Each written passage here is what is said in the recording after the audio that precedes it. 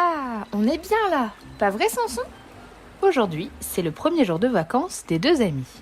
Edgar et son nouvel ami Samson le poisson rouge en profitent donc pour se détendre au soleil.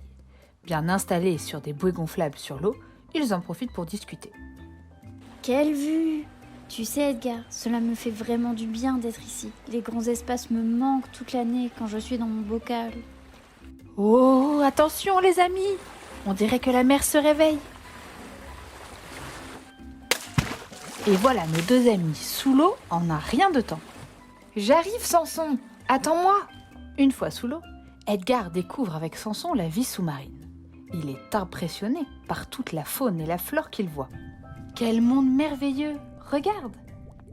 Oh, c'est incroyable! Je n'imaginais pas qu'il existait autant de villes là-dessous. Eh bien tu vois Edgar, ici c'est chez moi. Je te fais visiter cette immensité colorée? Mais Samson, je ne peux pas te suivre. Je ne sais pas respirer sous l'eau.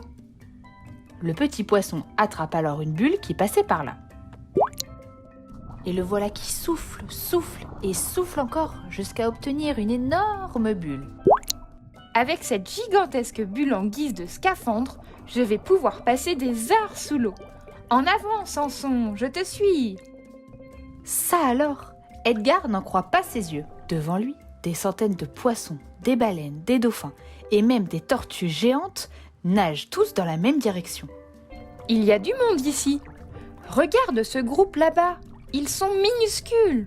Et cette famille, ils font au moins 15 fois ma taille. Mais que font-ils? Une gigantesque raie mantasse s'approche alors. Les amis, vous êtes devant le plus grand chemin de migration de l'océan. Ici, tous les poissons, le plancton et les autres cétacés prennent ce courant pour se déplacer à travers l'océan. Mais ils ne partent pas en vacances. La plupart d'entre eux vont à un point de rendez-vous précis pour se retrouver et se reproduire. Cela n'arrive qu'une ou deux fois dans l'année. C'est fabuleux! Mais où sont nos deux amis? Oh, les deux coquins ont sauté dans le courant. En avant! Par ici Edgar, sortons et faisons une pause près de ces rochers. Nos deux amis ont parcouru des kilomètres sans même s'en rendre compte. Ils se retrouvent alors face à une épave échouée entre des rochers. C'est un immense bateau très abîmé par la mer. Edgar est impressionné. Oh, mais qu'est-ce que c'est? On dirait un bateau abandonné qui aurait coulé. Et si nous allions voir ça de plus près? Une fois à l'intérieur, Edgar et Samson découvrent un endroit magique. On dirait que des trésors ont été cachés ici.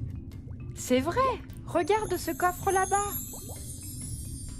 Mais l'eau s'agite de nouveau et la porte par laquelle nos deux amis sont entrés se ferme brusquement.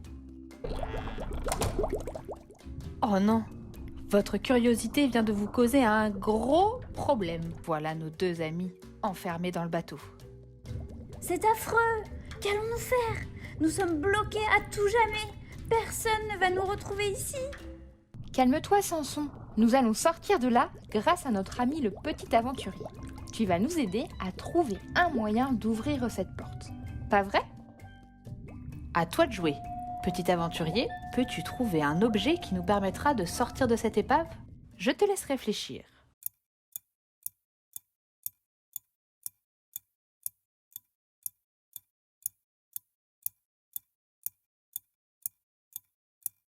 Je suis sûre que tu as pensé à beaucoup de solutions incroyables pour sortir les deux amis de cette épave. Edgar, lui, sort de sa valise une grosse clé pour ouvrir la porte. Ah, parfait. C'est pile poil ce qu'il nous fallait. Oh, on dirait bien que ça fonctionne. Vive la liberté! Tu n'exagères pas un petit peu, Samson?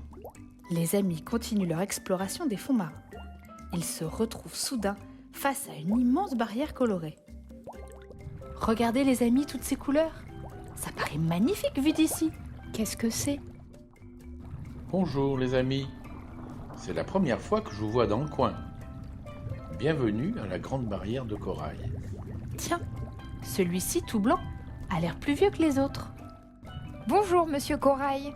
Dites-moi, pourquoi êtes-vous si pâle alors que vos amis sont si colorés?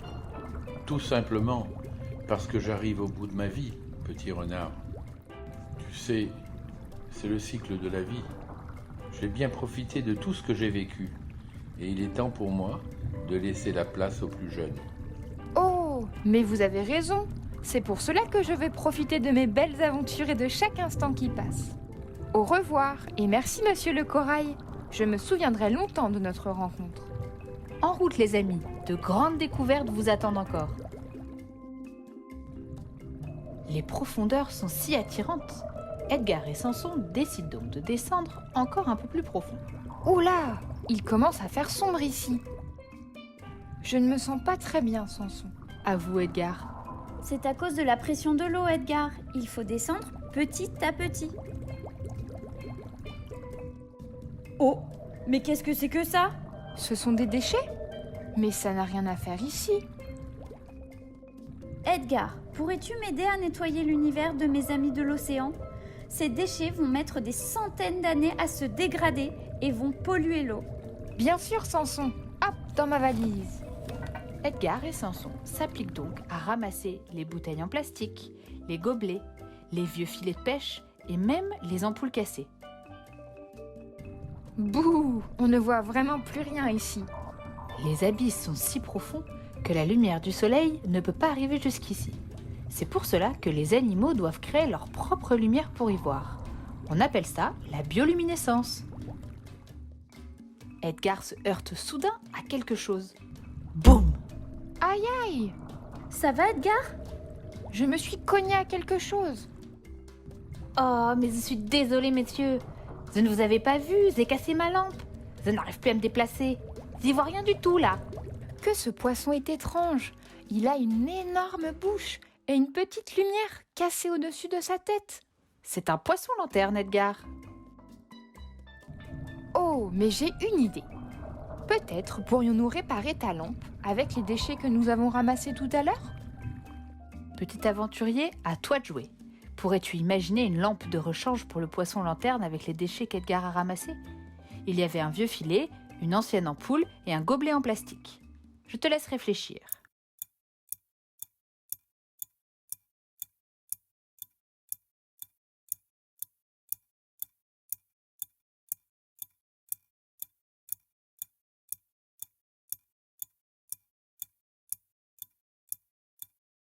Je suis sûre que tu as eu plein de belles idées pour remplacer la lumière du poisson. Edgar, lui, trouve dans sa valise magique une petite ampoule. Oh, ça fonctionne! J'y vois! Ça m'avait manqué ma lumière. Vous avez déjà, je me cognais partout, mais en plus, je ne pouvais même plus me chercher à manger. Maintenant que la lumière est réapparue ici, Edgar et Samson se retournent et... Oh, mais ils voient alors un énorme œil qui les regarde et une immense silhouette passe à côté d'eux. Edgar, Samson, mais qu'est-ce qui vient d'apparaître là? Vite! Sauf qui peut! Un calamar géant! Il va nous dévorer tout cru! Pas si vite, mon petit. Ici, on est tellement profond que je ne reçois jamais de visite. Ça me fait plaisir de voir de nouvelles têtes. Tu es d'ailleurs très étrange, ami à fourrure. Mais tu es gelé aussi. Tu n'as pas l'air bien à ton aise ici. Laissez-moi vous aider à remonter à la surface. Finalement, ce grand calmar est plutôt sympathique. Ouf!